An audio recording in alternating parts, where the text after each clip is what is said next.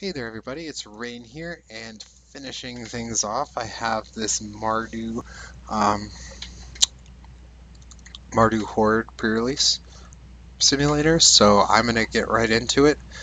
The reason I think Mardu is very bad and definitely the worst decision in this pre-release is because black is very, very, very, very defensive. Um, Even just going into, let's take a look at this Abzan seeded pool that I just did. Oh, name an aggressive card that's here. Like a single aggressive card. None of these cards are aggressive. So Fate Reforged is very about defensive black cards.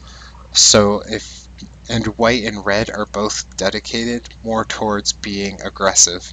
So even statistically, I know a lot of people are saying white is kind of divided in terms of aggressive and defensive like it is in most sets, but statistically white is definitely, their creatures are cost less and are way higher on power than they have been in the past, and way lower on toughness than they have been. They also have lost Outlast, which is something that's driven defensive white decks before. So I feel like the most forced archetype is in Mardu, and that is white-red aggressive, because you can't really play black aggressively. You can't really play red and white defensively. You could potentially make a white-black control deck, but that's very, very fringe. And most of the time you're just going to be playing red-white aggressive. And the big question with that is, why aren't you playing Jeskai? Jeskai has the option of playing red-white aggressive decks, but it also has the option of putting blue into that aggressive strategy. And lastly, if you're playing black-white, why aren't you just playing Abzan? Because green is the best color, and green-black is better than green-white. Or, sorry, black-white. And even green-white. Oh, sorry, even green-white is better than black-white, so there's really no reason to play Mardu, but just for the sake of it, I'm going to open this up and see how it goes. Ugh. Oh, right off the bat, Flame Rush Rider is a bad card, Mardu Mark's a bad card, Diplomacy of the Waste is a bad card, Break the Line's a bad card, Sure Shot's a good card, Light Form's a good card, Invocation's an okay card, Scout's an okay card, Vengeance is a bad card, Strike's okay, Goreswine's bad, Sandblast is pretty good, but very defensive. Vanguard, sorry, Sandblast isn't very defensive, it's better on the defensive.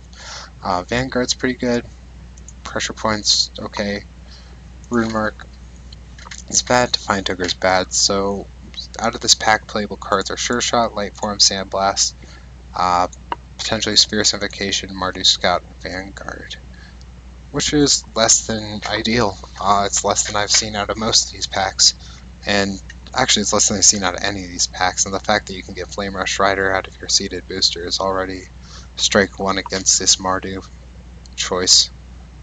Anyway, let's go into rares, in which we just got real lucky. If you open this pool and you were unhappy, then you're insane, because you just pulled a foil Soulfire Grandmaster and that thing's gonna sell. It's gonna sell well. And in terms of winning this pre-release, you pulled a Whisperwood Elemental and a Temur War Shaman.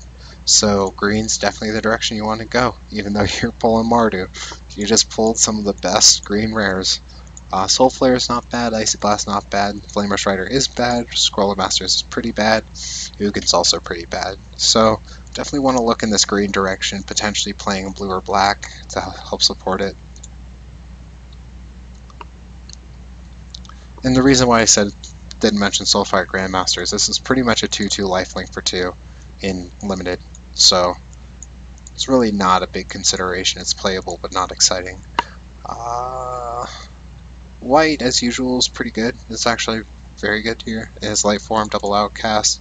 Jeskai Student's not bad. Double Sandblast is pretty good. Soulfire and Smite the Monstrous, all as playables. Potentially the Sky Captain, maybe this Cleric, maybe this Barricade if you're going defensive. So white has a very, very solid plan here. And it's pretty deep, so I wouldn't be sad to play white here. Blue's a little light, has Cloud Form, one of my favorite cards of the set, Crippling Chill, Enhanced Awareness, Icy Blast, Double Prowler, will the Naga right into being, but it's just a little too light. Black's looking way too light as well. There's Vanguard, Soul Flare,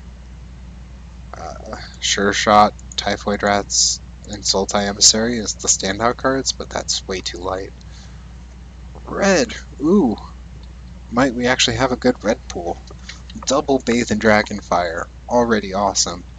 This Bloodfire Enforcers is hard to get off, but when you do, it's pretty nice. And with Double Bathe in Dragonfire to help support this sort of sorcery plan and Fearsome Vacation, it's actually possible that we do want to play this Enforcers, because it won't be too hard to get the sorcery in our graveyard as it normally is, and usually isn't hard to get an instant in your graveyard.